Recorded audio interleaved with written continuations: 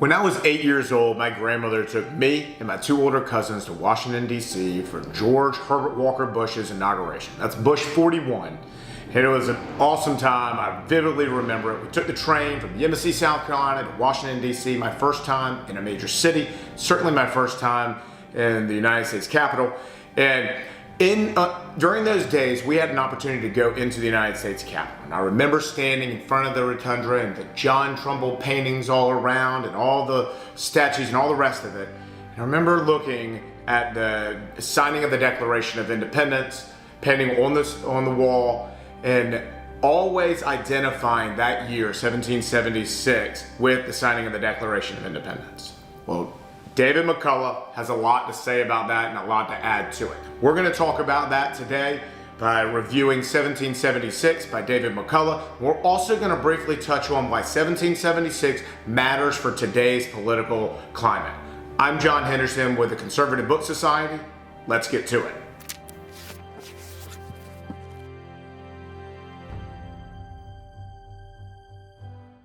David McCullough's account of 1776 and even part of 1775 leading into the signing of the Declaration of Independence is a remarkable account because it humanizes the characters involved.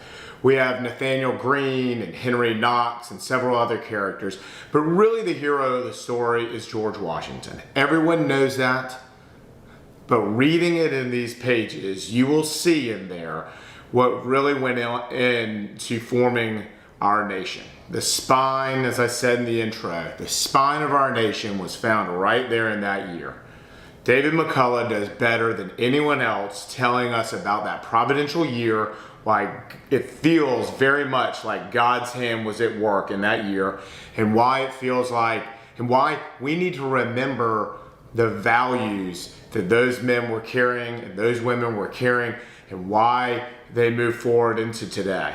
The other big question for us regarding 1776, that year and the formation of our country, is are we again at a crossroads today where we're divided between patriots who are on the side of liberty and freedom and the principles that were so valuable during that providential year, or are you on the side of globalists and progressives and this woke movement and all these others that are really trying to push a unified world global order that is very contrary to the founding principles of our nation.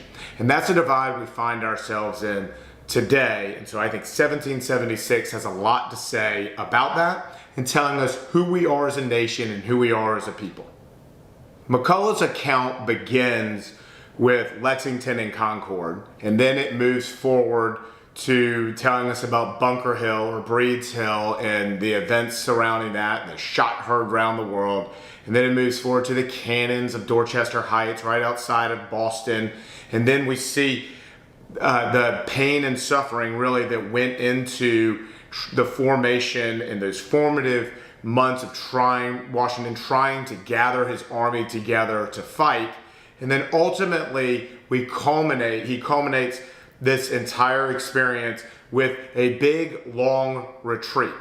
In his words, and in the words and thoughts of many, it was our nation's darkest hour. When we were on retreat away from the British, it looked like, because they had taken major strides to capture many of our major cities, the British were on the march. They had us running away. They had the Patriots, led by George Washington, running away. We were able to win some little skirmishes, but it wasn't until we get down to into New Jersey that we find the heart and soul of our nation. The heart and soul of the story and of 1776 is really found in Trenton, New Jersey, and the crossing of the Delaware. When George Washington launched a three-pronged attack on Christmas night in 1776, that was the turning point in the war. That was the turning point in the world. That was the time. At that time in the world, there were no successful democracies. There was no notion of a government by the people and for the people surviving. And that's what we established in that year and in that very battle. David McCullough does a fantastic job of bringing life to these characters and to that moment, and vivid description of crossing the Delaware, the silence that was absolutely necessary to pull off that sneak attack on Christmas night, and all the other little elements that went into that. And when we finally won that battle, we were able to go on the march against the strongest military at that time in the world. And these band of patriots were able to do something that nobody thought possible. And it is impossible not to think that the hand of God was somewhere in there trying to make a way for the patriots to win that year, for freedom to prevail, for democratic principles in a republic to land and to be assured on this land and in this place. The suffering and the courage that it took for Washington and his men to prevail during those dark days and those dark hours was a guiding light for our country. It remains so today. If we think back to all of those years ago, and we think that they were fighting for principles that they knew were very dear, that they were willing to die for, and that we too can be inspired by that same drive and that same motivation to continue the fight for freedom, for democratic principles, for this republic that has been established and handed down to us so many generations ago. The last thing is this, is that Valley Forge follows all of this, and then we finally get to Yorktown and the surrender of the British, and then there's the War of 1812, and on the rest of history, American history goes. But none of that, nothing that we have seen go down in the last 250 years would have been possible without 1776, George Washington and his band of brothers that really kicked off a movement that every country around the world has tried to emulate in some respect or some fashion since.